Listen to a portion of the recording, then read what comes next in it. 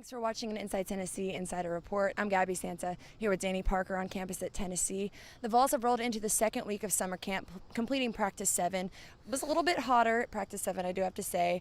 Isn't quite into the meat of camp yet, but I know you mentioned something, you've been here covering Tennessee for a long time. You mentioned how camp this year seems a little bit different compared to the prior years. Can you explain how it's been a little bit different in your eyes?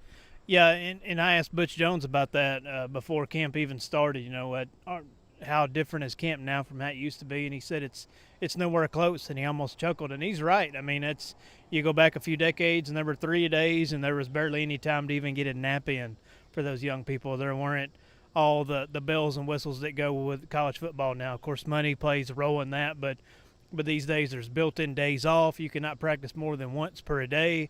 These teams are not out here 4, 5, 6 hours working on stuff. It's usually 2 to 3 hours tops. Guys are getting pedicures in between workouts. They're, dancing in the locker room. There's a lot of energy to do a lot of other things and deep tissue massages. So it's very different from how it used to be. And I wonder, because in the past, coaches always talked about this time of year is where you really see toughness develop. The cream really rises to the crop. Well, if it's not nearly as tough a situation, how do you figure out that toughness? So that'll be probably still a question mark, still available when Tennessee heads down to Atlanta to play Georgia Tech September 4th.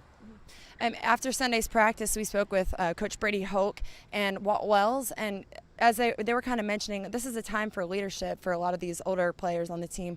I know Brady Hoke spoke very highly of Kendall Vickers and of Jonathan Kongbo, as well as Darrell Taylor, excuse me. Some of the things that really stood out about Kendall Vickers as well as Darrell Taylor, he was mentioning that they have, Vickers especially has a lot of off-field presence, whereas, if he's always getting on to younger guys for not being early to meetings, when they're not paying attention to coaches, whether it's on the field or off the field, that was really, interesting to hear how he stepped up a lot. Darrell Taylor's had a lot of presence on the field. I know you were there for some of that. Is any of that stood out to you?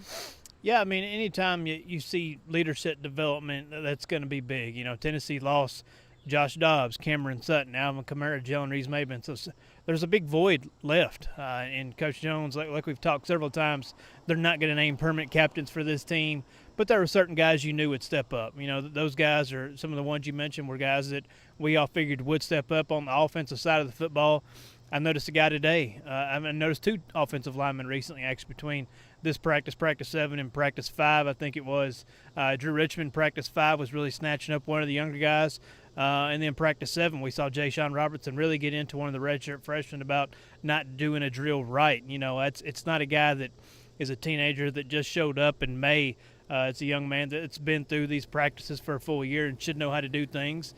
So, like you want a senior to do, he snatched him up. Hey, let's figure this out. Let's get this to work. Of course, I'm toning it down quite a bit, but it's good to have, for Tennessee to have an offensive lineman somewhere on that group step up at some point. I think they've got a lot of older players, Coleman Thomas, Brett Kendrick, but they're more of a lead by example type. So Ja'Shawn Robertson stepping up and being more of a vocal leader type. Yeah, and kind of rewind, you mentioned Jonathan Kongbo, and the thing that Brady Hoke said about him was that he has seen an immense amount of maturation from Kongbo from last year when he was a little bit more. He described him as kind of an angry football player coming in.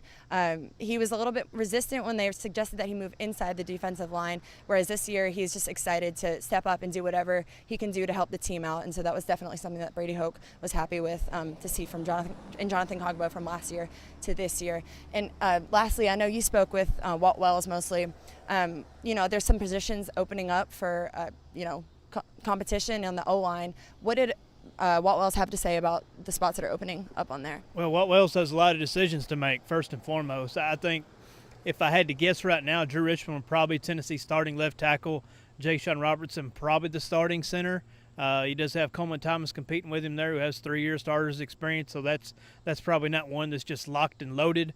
If Coleman Thomas does start there, you probably see Ja'Shawn Robertson start over at left guard, but left guard probably, if Robertson is the starting center, who knows? I mean, it could be Jack Jones, it could be Venzel Bulwer, could be somebody else. There's a big decision to make there at that position. Trey Smith has worked almost exclusively at offensive guard lot of people thought he would be a tackle at Tennessee. He was a scout 5-star prospect as an offensive tackle, a left tackle over in Jackson, Tennessee. But he told me his preference is guard. I think his upside is at guard. I think he has a chance to play in the NFL one day as a guard. We'll see how he progresses here at Tennessee. But I think if they had to pencil in a starting lineup today, Trey Smith would probably be the starting right guard.